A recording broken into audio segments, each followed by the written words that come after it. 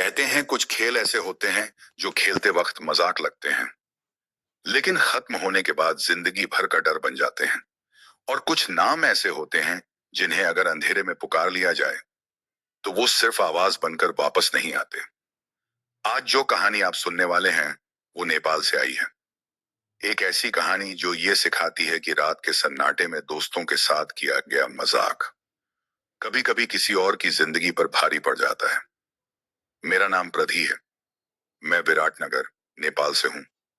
और जो कुछ भी मैं बताने जा रही हूँ वो मेरे साथ नहीं, मेरी सबसे करीबी दोस्त स्तुति के साथ हुआ था।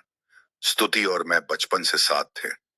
नर्सरी से लेकर स्कूल खत्म होने तक एक ही क्लास, एक ही बेंच। हमारी माएं भी आपस में अच्छी दोस्त थीं और हमारे घर भी पास पास थे।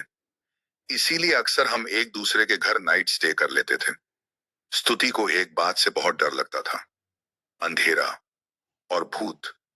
हॉरर मूवीज से उसे इतनी दहशत लगती थी कि उसने अपने कमरे में चारों तरफ भगवान की तस्वीरें लगा रखी थी। लेकिन मेरी जिद के आगे वो हॉरर मूवीज देख भी लेती थी।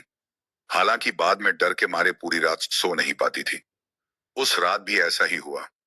हमने हॉरर मूवी देखी। डर लगेगा, लेकिन कुछ नहीं हुआ। हम चैन से सो गए। हमें क्या पता था कि असली डर मूवी के बाद शुरू होने वाला है। कुछ हफ्तों बाद सितंबर में मेरा बर्थडे था। मैंने अपने 4-5 दोस्तों को घर बुलाया। हंसी, शोर, मस्ती इतनी ज्यादा कि रात के 11 बज गए। सबने नाइट स्टे करने का फैसला किया और वहीं किसी ने ट्रूथ एंड डेयर खेलने का आइडिया दे दिया। हम कुल 5 लोग थे। सबको पता था कि स्तुति अंधेरे और भूतों से डरती है, इसलिए वो बार बार भी द ट्रूथ ही चुन रही थी। अश्याय वर्णों में गुन रही थी। लेकिन जब वो लगातार ट्रूथ लेती रही तो हमने जबरदस्ती उसे डेयर लेने को कहा। काफी मना करने के बाद ईगो में आकर उसने डेयर चुन ही लिया। मेरे घर के पास एक रेस्टोरेंट था। दादी बताया करती थीं कि वहां पहले कब्रिस्तान हुआ करता था। कई बार उन्होंने वहां से अजीब आवाजें सुनी थीं, लेकिन अब वहां रेस्टोरेंट बन चुका था तो किसी ने उस बात को सीरियस नहीं लिया। हमने स्तुति को डेयर दिया, रात में अकेले वहां जाना होगा और 3 बार बोलना होगा, आएगा भूत, मासांगा, मतलब भूत, मेरे पास आओ। वो क्या, हाँ हाँ, मेरे पास आओ। स्तुति का चेहरा सफेद पड़ गया। वो रोने लगी, मना करने लगी। लेकिन जब सब उसका मजाक उड़ाने लगे तो उसने हिम्मत दिखाने के लिए डेयर एक्सेप्ट कर लिया। हम सब चुपचाप घर से निकल गए। मैंने स्तुति से कहा कि मैं उसके साथ चलूंगी। वो थोड़ा रिलैक्स हुई। रात की सड़कें बिल्कुल सुनसान थीं। न कोई आवाज, न कोई हलचल। अंधेरा इतना गाढ़ा था कि मोबाइल की रोशनी भी डरावनी लग रही थी। कुछ दूर जाने के बाद मेरे दिल में अजीब घबराहट होने लगी। मैं उसे रोकने ही वाली थी कि पीछे से मेरे दोस्त ने मेरा हाथ पकड़ लिया। उसने कहा, ये उसका डेयर है, तू बीच में नहीं आएगी। मैंने स्तुति को आवाज दी, लेकिन वो बहुत आगे निकल चुकी थी। जब हम वापस घर आए मेरा दिल जोर जोर से धड़क रहा था। मैं बस दुआ कर रही थी कि वो सही सलामत लौट आए।